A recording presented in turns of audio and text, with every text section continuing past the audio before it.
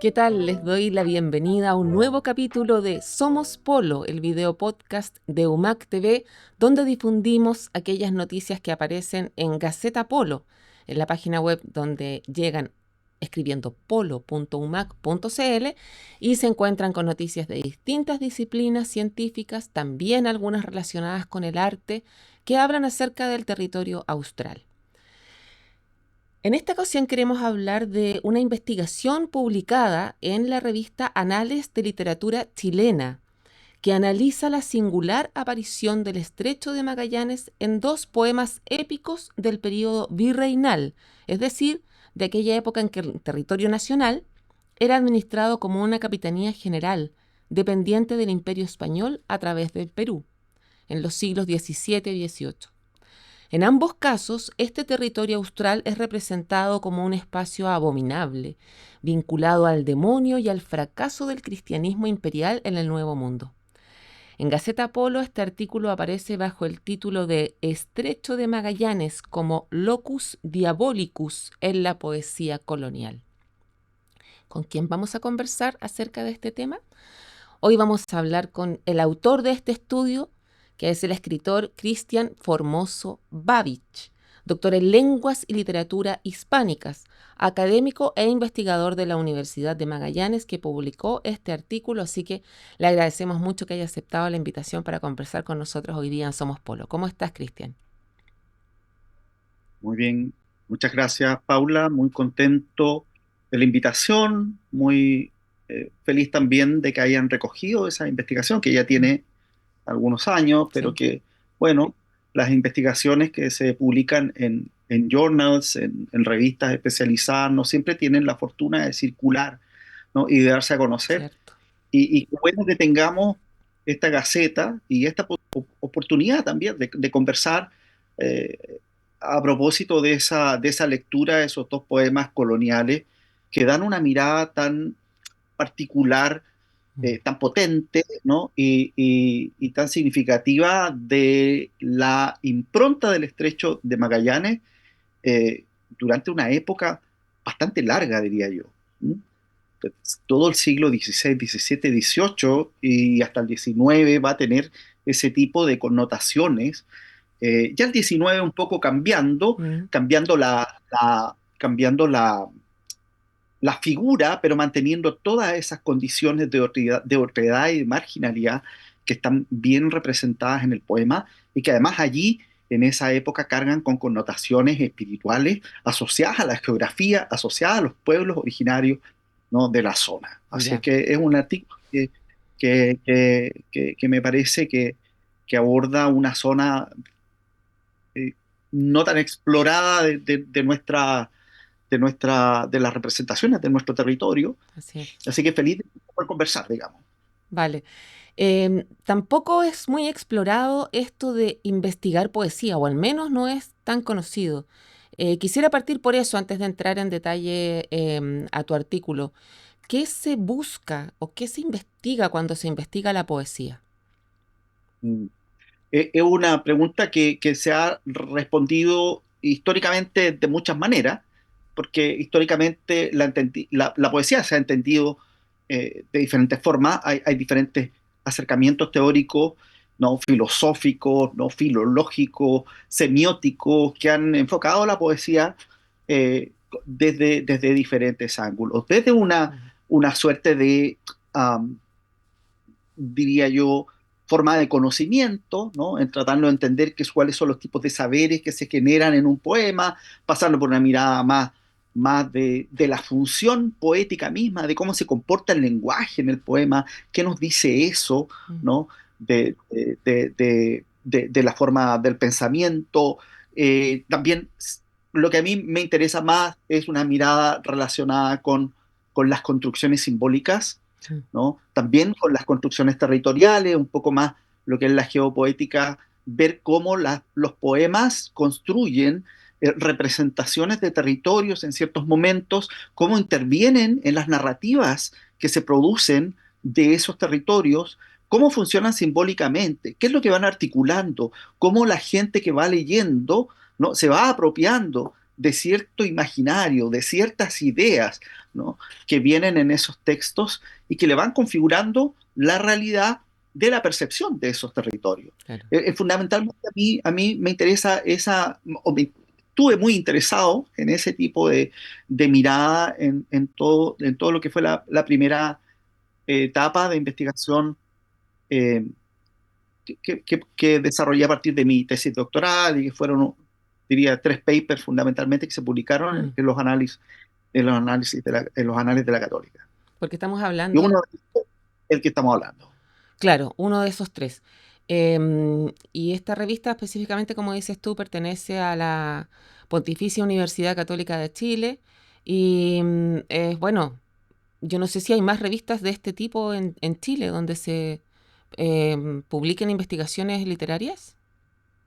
Sí, sí, hay ¿Sí? varios journals, hay varias revistas sí, la Chile tiene una, la Ya, Católica, hay varias, ¿no? Y diferentes universidades, incluso un poco más, mezclan un poco más de cosas, esta es bastante más, eh, más académica, si tú quieres, ya, hay otras que están en sentido más tradicional, hay otras que están mezclando ya más escritura creativa, otras aproximaciones literarias también, ya, ensayo, no tanto paper, ensayo, ¿no? Y colaboraciones así medio híbridas también se están dando. Yo creo que hay un estudio académico fértil de la literatura. La poesía tiene un lugar bastante marginal dentro de esos estudios, mucho menos marginal diría yo que en el ámbito de los lectores. Claro que los claro, lectores de poesía son menos, pero sí, la poesía se sigue escribiendo, se sigue leyendo, se sigue estudiando, ¿no? Y, y sigue siendo un gran repositorio de posibilidades de conocimiento, de posibilidades de entendimiento, y es a mí lo que me interesa de poder estudiarla. claro. Hablemos entonces específicamente de este trabajo que se concentra en los textos épicos llamados uno Armas Antárticas de Juan de Miramontes Suázola, en 1609 estaba fechado, y Vida de Santa Rosa, del Conde de la Granja, de 1711. En ellos se insertan breves pero significativas escenas, dices tú, ambientadas en el extremo austral de América, dentro de epopeyas que a su vez están centradas en Lima y el virreinato del Perú, del cual dependía en ese entonces lo que hoy llamamos Chile. ¿Qué buscabas tú específicamente en estas obras? Primero leí los poemas como parte de fíjate que en las universidades norteamericanas hay unos ramos que se hacen que se llaman los independent. Entonces tú Ya, tienes intereses que no están cubiertos dentro de la malla o del programa doctoral y tú armas tu propio ramo, ya, tu propio curso. Y se llaman independent porque tienes un profe guía, pero en realidad todo lo decides tú. Y yo busqué, eh, en- yendo de camino al corpus que iba a terminar formando la tesis, hacer un trabajo donde eh, yo quería trazar eh, la manera en que el territorio de Magallanes, el estrecho, la Tierra del Fuego, y luego las connotaciones asociadas, Patagonia y Tierra del Fuego, la Antártica, etcétera, eh, ¿cómo se había entendido, ¿no? Porque llegamos a representaciones eh, como las que escribe Gabriel Mistral en Desolación, ¿no es cierto? La tierra a la que viene no tiene primavera, ¿no? Más lejos que a este lugar han ido solo los muertos. Son construcciones a las que se llega en el siglo XX. Bueno, pero ¿de dónde vienen? ¿No? claro. ¿De dónde viene esta historia de la representación de este lugar como un lugar último, extremo, desolado, absoluto, ¿no? Con una gran impronta trágica? Y bueno, ¿qué fue lo que dio origen? ¿Dónde comenzaron esas representaciones? ¿Y qué connotaciones, qué variaciones hubo Mm, en los momentos en que el territorio se fue representando? Y parte todo con Pigafetta, en nuestra narrativa occidental, parte todo con Pigafetta y Magallanes, ¿no? Bueno, ahí encontramos el germen de muchas cosas que luego se van a repetir, se van a incorporar, ¿no? Se va a generar una mm, comunidad de sentido, de escritores que van a ir escribiendo a partir de Magallanes, a partir de lo que escribió Pigafetta, van a agregar algo más, van a experimentar algo más, van a incorporar todo lo que venía para leer la experiencia propia en ese momento, mm, van a agregar, eso va a seguir formando una comunidad de sentido. Y yo quería trazar eso.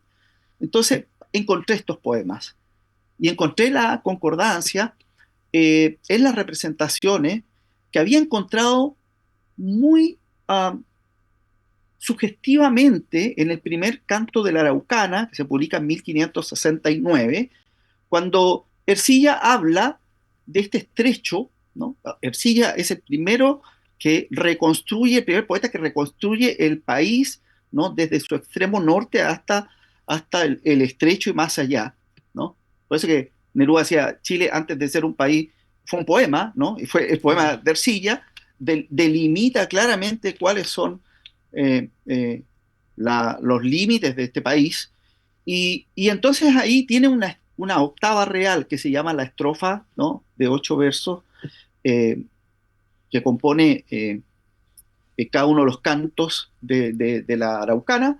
Y entonces allí tiene una en que describe el estrecho y lo describe como un lugar cerrado, en que el clima es tan intenso, tan fuerte, que quizá hay una isleta, dice que hay una isleta arrancada de cuajo que quizás lo bloqueó. O sea que el viento es tan fuerte, tan gigante, Ya, ¿no? Que es capaz de arrancar una isla de cuajo, bloquear el estrecho. Por eso nadie después de Magallanes ha vuelto a pasar por el estrecho, ya, ¿no?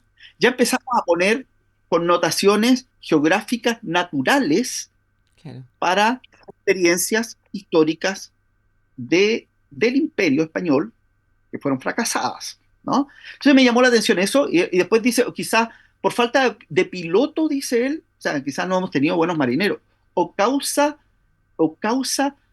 ignota, misteriosa.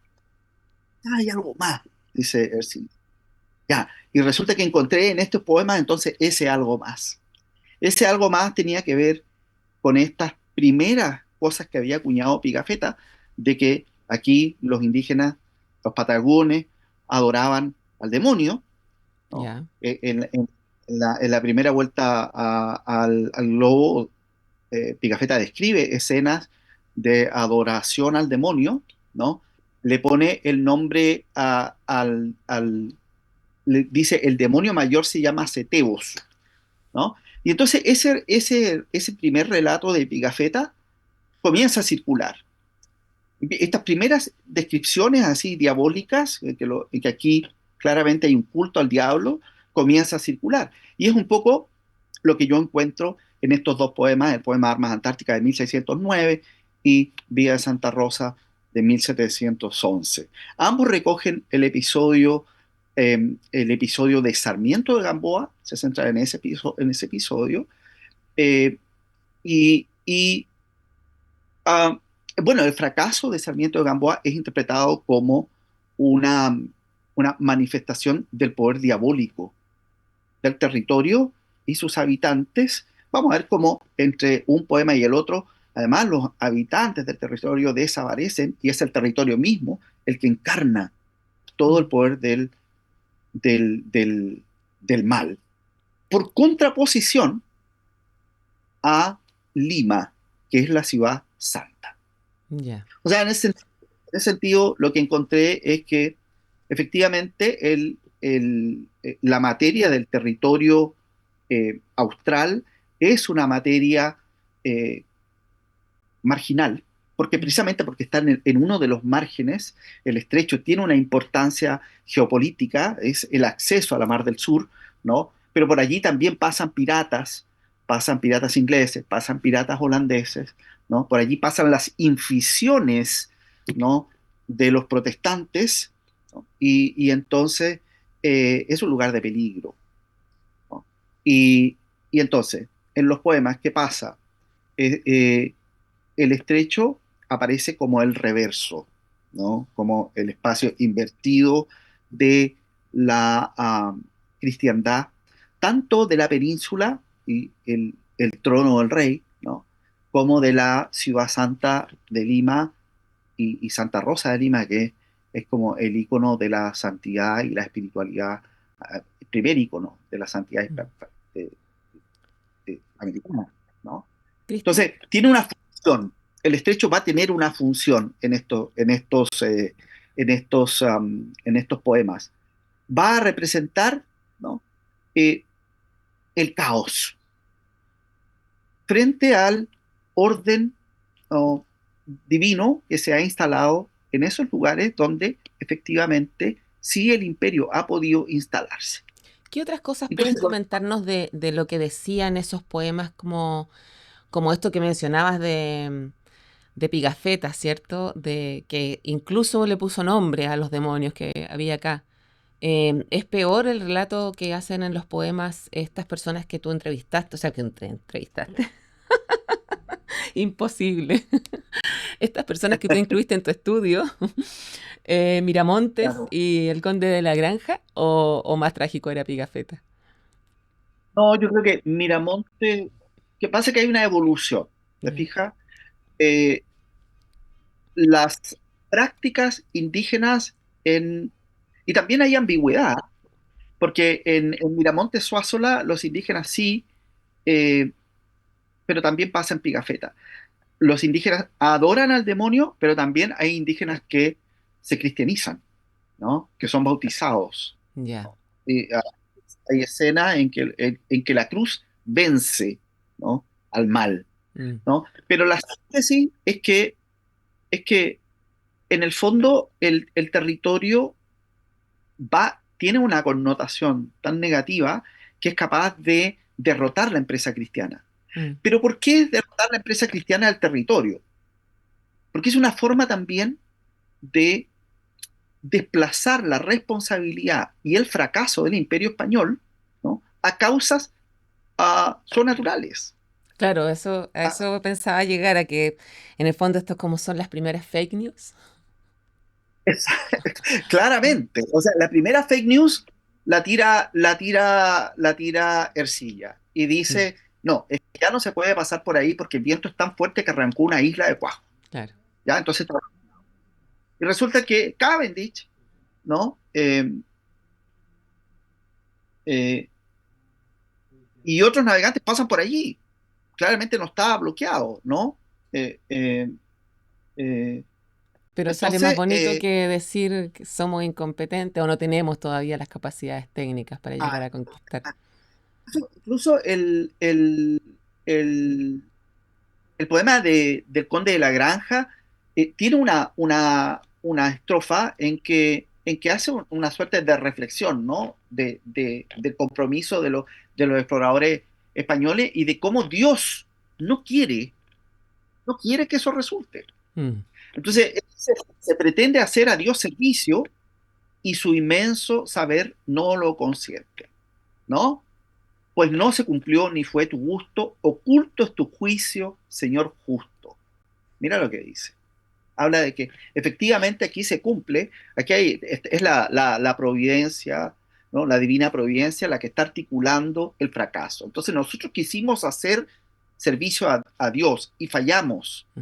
Quisimos cristianizar a estos indígenas y fallamos. Pero es que no es que hayamos fallado nosotros, es que Dios no quiso que esto pasara, Claro, nos ¿no? hicieron fallar. No sabemos por qué, porque oculto es tu juicio, Señor, justo, ¿no? Pero bueno, nosotros cumplimos con nuestro deber de cristianizar. Resulta Mm. que en el poema, mira, 100 años después, en 1711, ya prácticamente los indígenas en las representaciones del territorio han desaparecido. Y ahí hay un hablante que es Luzbel, ¿no? Que está hablando con los holandeses y le dice, yo les voy a abrir la puerta del estrecho para que ustedes pasen y vayan a atacar Lima, ¿no? O sea, ya el territorio queda como vacío de habitantes, Mm.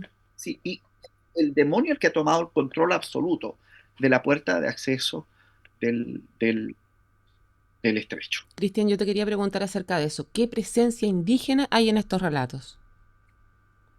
No, de indígena, así, Mm. tal cual, ¿no? Indígena. No, no te hablan no, ni te dicen Cahuéscar, no te dicen, Ya. no, que no, ¿Y no qué le es lo que se importaba. dice? ¿Y qué porcentaje, digamos, de todo lo que se dice tiene que ver con con los pueblos que habitaban este sector. Ya, todo tiene que ver con ellos, pero para ellos son todos indígenas, ¿no? Mm, No hay especificidades, mm, ¿no? Eh, Van a representarlos como pueblos bárbaros, adoradores del demonio, fundamentalmente, eh, y como bueno, también como sujetos eh, colonizables, ¿no? O sea, también como sujetos eh, que pueden eh, evangelizar, ser evangelizados, mm. ¿no? Pero en el fondo, esto, mira, las representaciones más piadosas del indígena tienen que ver como cuando está muerto, ¿no? O sea, es diabólico y al morir se arrepiente y se convierte. Pero en el fondo el indio bueno Está es el muerto. indio muerto, ¿no? Claramente, ¿no? O sea, es como, y esa es una representación que tiene que ver, mira, uno lo dice así desde el poema de 1711 o desde el 1609 porque es allí donde aparece, ¿no? Pero si tú vas a la, a la estatua del indio desconocido, Mm, ¿no? Allí aparece también un epitafio escrito por José Grimaldi, que dice aquí, desde la duda de la bruma histórica, ¿no? Apareció este indio, ¿no? Y aquí yace cobijado en el amor de la chilenidad eternamente. O sea, el indio cobijado es el indio, en la chilenidad es el indio muerto, ¿m? El indio desconocido, desde una bruma histórica. Fíjate cómo esos discursos, y eso es lo que a mí me llamó la atención, cómo mm. estos discursos que tienen representaciones que tú encuentras en diferentes espacios de la ciudad, eh, eh, tienen su germen en representaciones antiguas, en esta continuidad, ¿no? De sentidos que se van traspasando de un texto a otro. Oye, Claramente hay textos que han ido variando. Mistral hace una gran variación en las representaciones del territorio desde, por ejemplo, Desolación, en que comienza a tomar críticamente las representaciones anteriores, de los siglos anteriores, hasta el poema de Chile, donde lo cambia todo, absolutamente todo. mm, maravillosa ella. Oye, y pensando que todo es político, ¿esto era poesía colonial o había otro trasfondo en esta poesía? Lo que pasa es que mira, a- así como la tragedia griega tenía la función de alguna manera de generar la estirpe del ciudadano, el carácter moral del ciudadano, ¿no? Formarlo moralmente, éticamente, ¿no? El poema épico tenía también esa función política. Y el poema épico hispanoamericano, ¿no? La épica hispanoamericana, que es una, es una variante de la épica clásica, de la épica renacentista, ¿no? Tiene sus propias particularidades y cambia, de hecho, todo lo que significaba la épica. Pero la épica tenía la épica clásica, eh, la épica del Renacimiento tenía que tener ciertas características. Es decir, el hecho tenía que ser un hecho cristiano, tenía que ser ni tan distante en el tiempo, había una distancia épica, ¿no? Mm, Pero no tenía que ser ni tan distante en el tiempo que no fuera tan raro, ni tan cercano como para que la gente pudiera decir, oye, es que quizás la cuestión no fue así. No, tenía que haber una distancia épica. Y el modelo de héroe épico tenía que ser representar los grandes valores del sujeto mm. que va a configurar el sujeto de la nación, ¿no? Entonces la épica latinoamericana tiene cambia algunas cosas, porque los hechos que relata la épica hispanoamericana tienen distancia épica, pero es geográfica, ¿te fijas? Sí. Los hechos están Mm, ocurriendo al mismo tiempo, mm, pero la distancia se mantiene porque no están ocurriendo en España, que son los lectores ideales, sino que están ocurriendo en América, están mm, ocurriendo en Chile con la Araucana, ¿no? Eh, mm, y luego cambia también el tipo de héroe, porque el héroe ya no representa las virtudes máximas, sino que es un héroe más humanizado, con debilidades. Tú ves en la Araucana, ves gestos miserables de parte de los españoles representados, por Ercilla, ¿no? Y de hecho el mismo eh, hablante lírico de la Araucana se aleja, tiene todo un vaivén con los hechos, o sea, se aleja de los españoles y dice ellos cuando los hechos son poco nobles, ¿no? Ya. Y se hace parte cuando son nobles. Pero te fijas, está humanizado. El enemigo, en este caso, el pueblo araucano está representado, sí, tiene que excusarse al comienzo de la araucana, porque así van a pensar, dice, ustedes van a pensar que estoy muy dado a la otra parte, porque los Claro, representa con muchas virtudes, ¿no? Pero también es instrumental, porque en la medida en que el enemigo es poderoso, tu victoria tiene más brillo. claro. ¿Fija? Entonces, bueno, estos poemas épicos van a poner así, ¿no? Mientras más terrible es el territorio del estrecho, ¿no? Allí está esa amenaza, que es ese borde del virreinato, ¿no? Bueno, más fuerte es la potencia eh, de la ciudad santa y de su santa, que es Santa Rosa, y de la cristiandad y del orden cristiano, como contrapuesto al caos americano que representa el estrecho. Cristian, Cristian, tu nombre además, de cristianismo.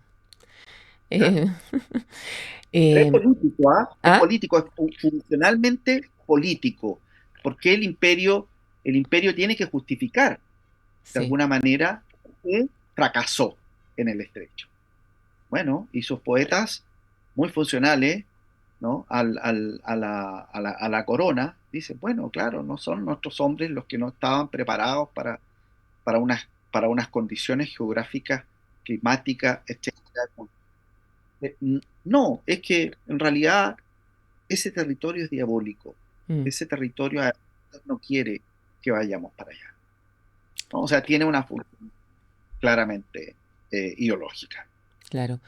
Y hablando precisamente de eso, de lo ideológico, claro, mientras va, digamos, disminuyendo la ignorancia respecto de lo que hay acá, digamos, puede ir mostrándose otra visión del territorio.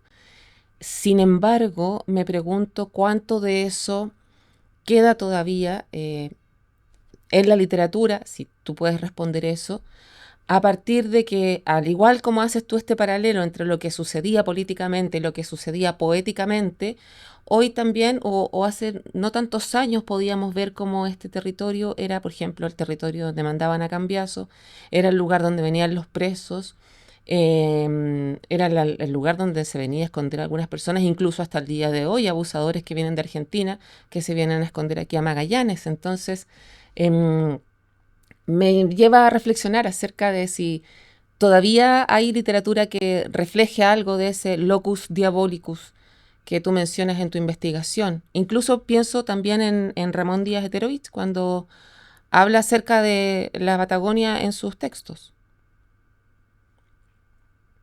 Fíjate que quizás el locus diabolicus ha mutado. O sea, lo que pasa es que el locus diabolicus yo lo veo como un momento específico de una representación, lo que Foucault llama las heterotopías, ¿Qué que sería? son lugares que construyen, todas las sociedades tienen estos lugares que se llaman heterotopías, que significan lugares otros, ¿no? Que de alguna manera reproducen, cuestionan e invierten todos los lugares hegemónicos de la sociedad. Y el ejemplo clásico de una heterotopía es el cementerio, que Ya, reproduce el orden de la ciudad.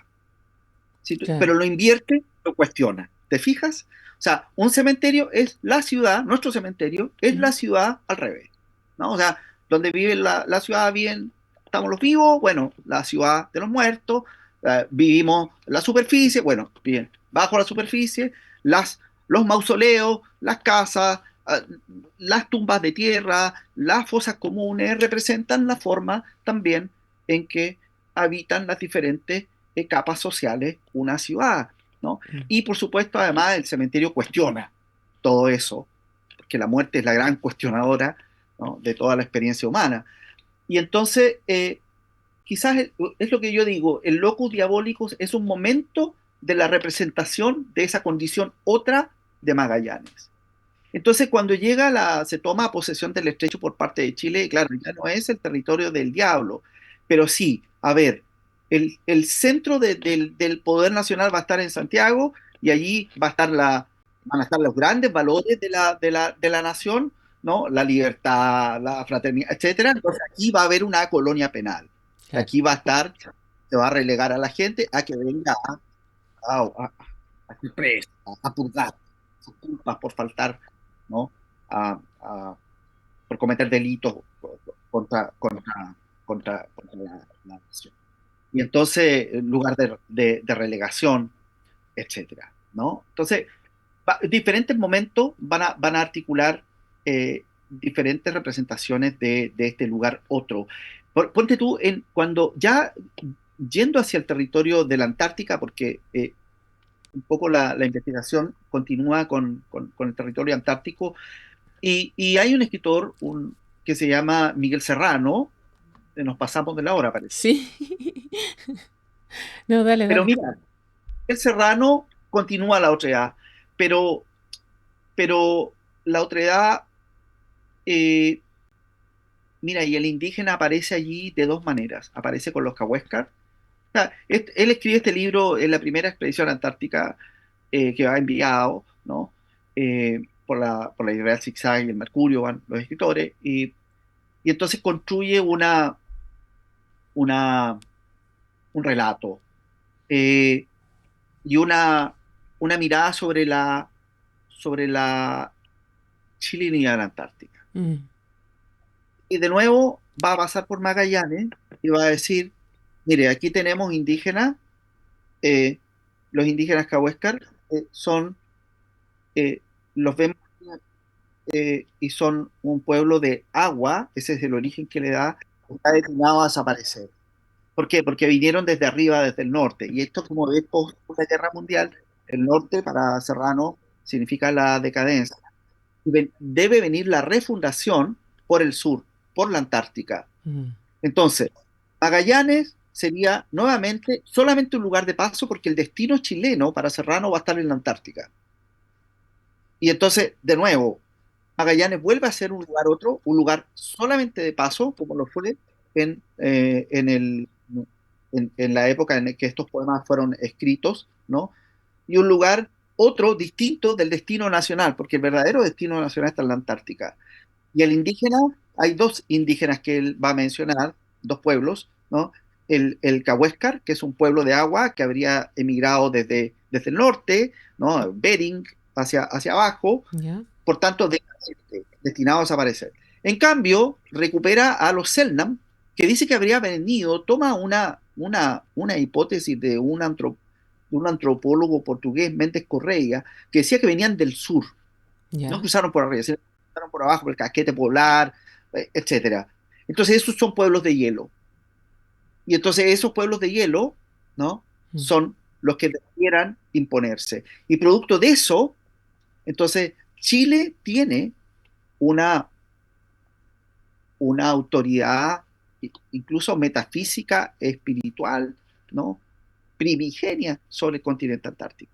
Pero de nuevo, mira, con las relaciones antárticas y todo, vuelve Magallanes a aparecer con esa condición como marginal, como subalterna, como de paso, como nuevamente el destino está en otro lugar, este es un Mm. lugar otro, ¿no? Que tiene connotaciones que no son del todo positivas y que habrá otro destino que las cumpla. Bueno, en alguna oportunidad harás una investigación acerca de cómo está este locus diabolicus en la actualidad, más contemporáneo, de ser así, y en cualquier otra investigación que realices. Por supuesto, cuenta con nuestro apoyo para hacer difusión y para volver a este programa a conversar cosas tan interesantes como las que hablamos hoy día. Muchas gracias. Paula, muchas gracias, lo pasé muy bien, te lo agradezco mucho. Genial. Gracias, Cristian. Bien, nosotros ya estamos empezando a cerrar nuestro programa, pero no sin antes visitar la página web polo.umac.cl. Queremos revisar con ustedes las últimas noticias que hemos publicado ahí, como por ejemplo esa que dice evidencia científica o clínica más bien, me faltan los lentes, así que mejor leo en el computador. Evidencia clínica revela riesgos más allá de la carga viral del VIH. En esta nota hablamos de un estudio nacional basado en una cohorte o grupo de personas de más de 300 pacientes que mostró que la inflamación crónica en sus cuerpos persiste incluso con carga viral controlada. Y esto abre nuevas preguntas para el seguimiento clínico y la toma de decisiones en salud pública desde distintos territorios del país. Se aportan además esta información. La investigación está liderada por las universidades de Magallanes y de Chile y permitirá la creación del primer biobanco chileno dedicado al VIH. El tema de la inflamación es un tema que al parecer cada vez está adquiriendo mayor relevancia en el ámbito de la investigación médica porque tiene mucha incidencia en la salud de nosotros como mamíferos. Y bueno, en este caso específicamente lo estudian en pacientes con VIH y la segunda o tercera parte más buena de este estudio es precisamente que va a quedar un biobanco, o sea, un banco de datos genéticos de las personas que voluntariamente aceptaron participar en esta investigación y así con su generosidad pueden aportar para mejores decisiones sanitarias en el futuro y para realizar más investigaciones precisamente. Así que bien por las universidades que se unen, universidades del Estado, como el Estado que, digamos, está en nuestro ADN como Universidad de Magallanes y en nuestro canal, UMAC TV, con vocación pública de información de utilidad para las personas. Eso esperamos estar entregando, contribuir así a una discusión pública en la agenda noticiosa de la región de Magallanes con esta información y estas investigaciones y estudios que se realizan en distintas disciplinas científicas. Muchas gracias por su compañía nuevamente y nos vemos hasta una próxima oportunidad.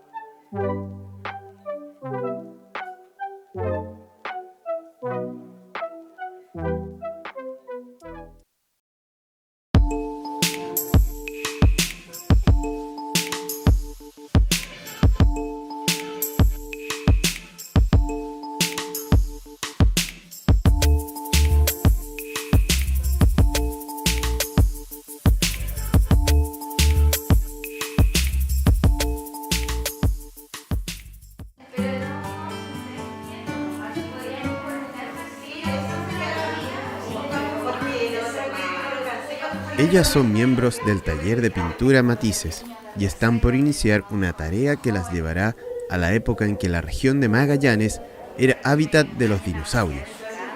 Identificación en el sentido de reconocer qué animales tenemos acá fosilizados, el conocimiento de los fósiles con los que vamos a trabajar y la organización, el catálogo y todo eso toma muchísimo tiempo porque van a ver que son muchos fósiles con los que estamos trabajando. La doctora en paleontología Judith Pardo es la encargada de un proyecto que busca mejorar la preservación de los fósiles que mantiene el Instituto de la Patagonia en su sala de colección.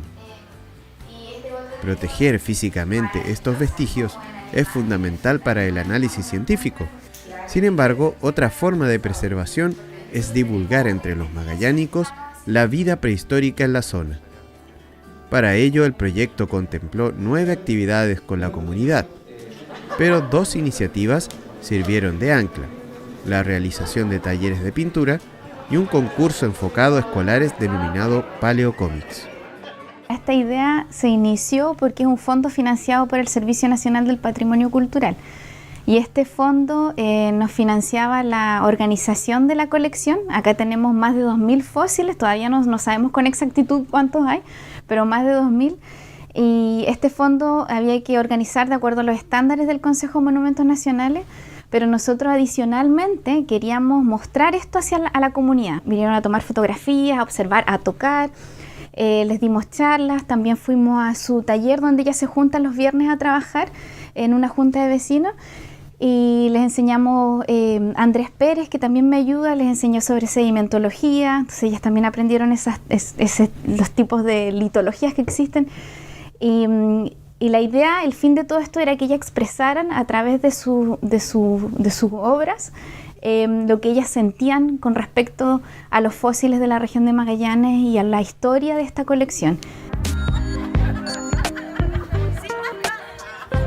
Luego de la charla introductoria, las participantes visitaron las muestras de fósiles que se mantienen en el instituto, una colección que fue donada a la institución por la Empresa Nacional del Petróleo ENAP en la década de 1980 y que fue el resultado de las prospecciones petrolíferas en diversas zonas de la región de Magallanes.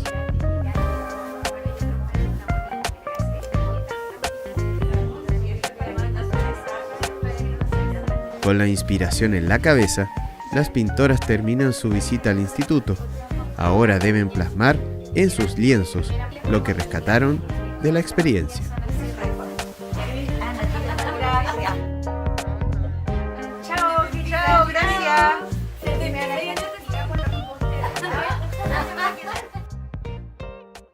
Bueno, muchas gracias a todos los presentes, a todos y todas, por unirse a esta reunión y por interesarse en concursar en este concurso del Paleocomics.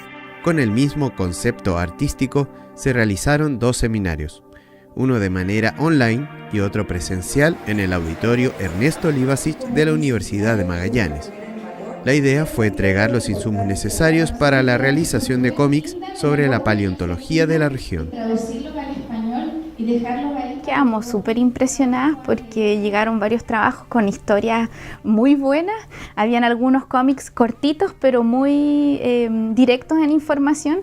Y habían otros súper tremenda historia. Había un joven que hizo una de como de 16 páginas, un cómic, fue muy largo. O sea, la idea del cómic era hacer una sola página, pero eso igual sirvió para la exposición. Fue bonito ver que algunos de los jóvenes o de los niños en su cómics aprendieron lo que nosotros les habíamos enseñado, porque antes de los dibujos les dimos una charla y les contamos sobre este proyecto, sobre los fósiles, sobre algunos fósiles históricos que tenemos acá en la colección. Uno de ellos es un fósil que se llama Maorites, es el género, y es un fósil que Charles Darwin encontró en el Monte Tarn cuando vino acá a Magallanes, y fue el primer fósil registrado para Sudamérica. Entonces tiene una importancia y ellos lo entendieron y lo dibujaron en sus cómics, así que fue bonito el ver lo que lo aprendieron y que les gustó.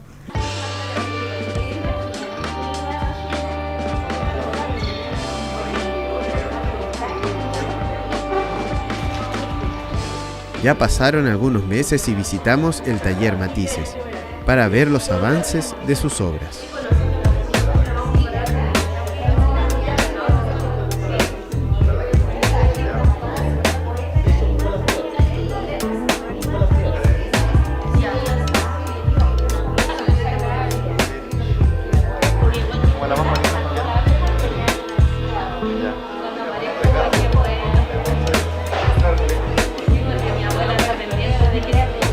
Súper interesante, aparte aprendes tú un montón. O sea, nosotros con los chicos tuvimos como 2 charlas, una en el Instituto de la Patagonia y otra acá en la sede. Entonces, claro, se van generando un montón de preguntas, de dudas que uno tiene, lo ves y a lo mejor no distingues nada y no te llama la atención. Pero tú ya, cuando tienes un poquito de conocimiento, es increíble cómo cambia tu mirada y tu perspectiva frente a ver una piedra y que a lo mejor te dices, ay, puede haber un fósil. O sea, a mí por lo menos personalmente me ha llamado eso la atención, de que, por ejemplo, ahora miro, o sea, uno siempre mira, pero ahora otra mirada para las piedras, por los roqueríos, ver, a lo mejor encuentras algo. Así que yo creo que para todas esa misma mirada que vamos a tener de ahora en adelante.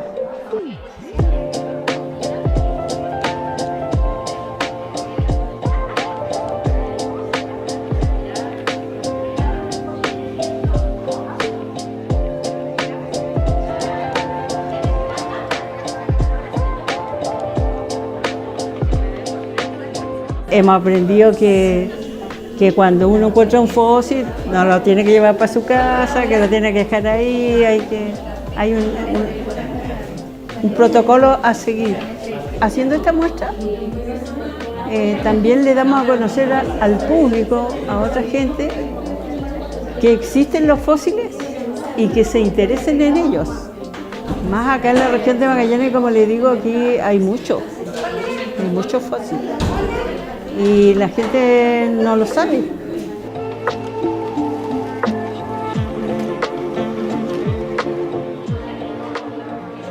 Y llegó el día de la primera exposición.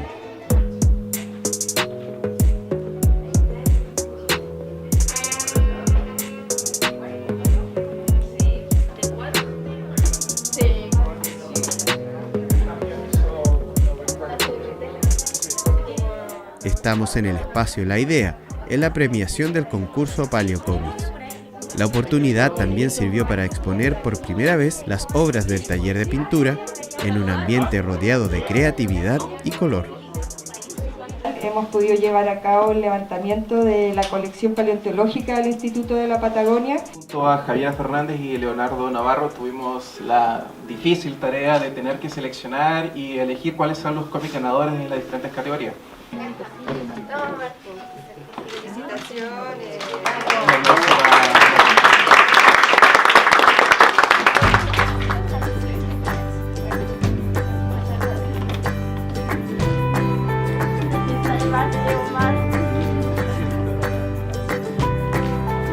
La muestra pictórica recorrió varios puntos de Punta Arenas, hasta llegar a la zona austral, donde los visitantes del centro comercial apreciaron los resultados de las actividades artísticas.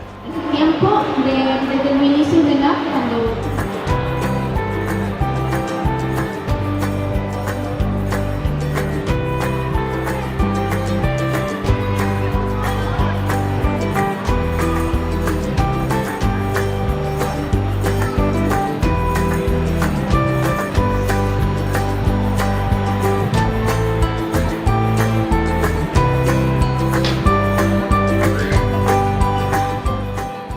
podemos quedar encerrados con nuestros conocimientos, tenemos que mostrarlo esto para que de esa forma la gente pueda entender el valor que tiene esto, para generar un desarrollo de una identidad, es decir, que la gente reconozca esto como propio. Hay fósiles, son de acá, estas son las formas de vida antiguas que vivían. Entonces de ahí viene esa conexión entre la historia de la sala, la historia de las colecciones, el aporte científico que se realiza con estas colecciones y además la transmisión de esto hacia las comunidades. Pero volvamos a la sala de colecciones paleontológicas del Instituto de la Patagonia. Aquí conoceremos a Francisca y a Luis, quienes trabajan en la ardua tarea de actualizar el inventario de fósiles de la colección, además de preparar e implementar el nuevo sistema de preservación.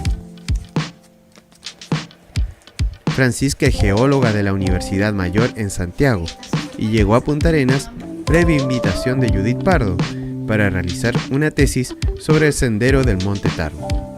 Siempre le gustó la paleontología y hoy trabaja en la digitalización y actualizando los registros de la sala de colecciones.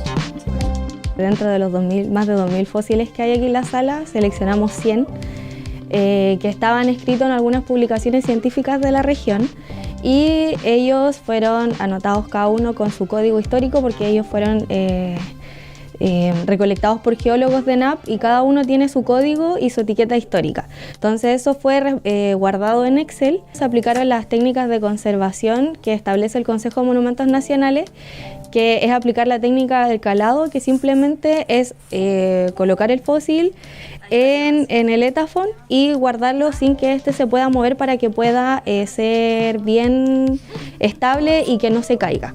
Se realizó un catálogo digital, el cual consiste en describir la taxonomía, la paleontología sistemática y la ocurrencia de cada uno de ellos. Se está haciendo un escáner 3D para posteriormente ser visualizado de manera 3D en los computadores y de esta manera las personas tengan una mayor visualización y entendimiento del fósil que está plasmado, su descripción en la hoja. Cuando yo veo esta cantidad de fósiles me dan ganas de hacer muchas cosas. Me dan ganas de hacer publicaciones científicas, de hacer prospecciones geológicas en la región para poder entender el contexto en el que fue sacado cada uno de ellos. Luis cursa tercero medio en el British School de Punta Arenas y se ofreció para ayudar en este extenso trabajo que lleva Francisca. Es súper interesante, o sea, yo tenía como una idea súper básica de fósiles y ahora venir acá y ver como miles de fósiles sin catalogar y tener que hacer todo esto es interesante. No diría que es mi enfoque de la vida la paleontología, pero sí es algo interesante que podría seguir en el futuro como de lado. ¿Cuál ha sido el que más te ha llamado la atención, el que más recuerdas por lo menos? Yo diría que uno de los más grandes que está en ese estante de ahí es como la imagen que tengo ahora de fósiles. Eso es clásico de los huesos de los reptiles marinos. Tenían los huesos porosos para la flotabilidad en el agua. Abrir las puertas de las colecciones para compartirlas con la comunidad es una forma de generar en los magallánicos una identidad paleontológica. Somos una región privilegiada en estos hallazgos, y muchos de ellos aún esperan por ser descubiertos, analizados y por sobre todo admirados por un planeta que cada vez más mira al pasado para comprender su presente.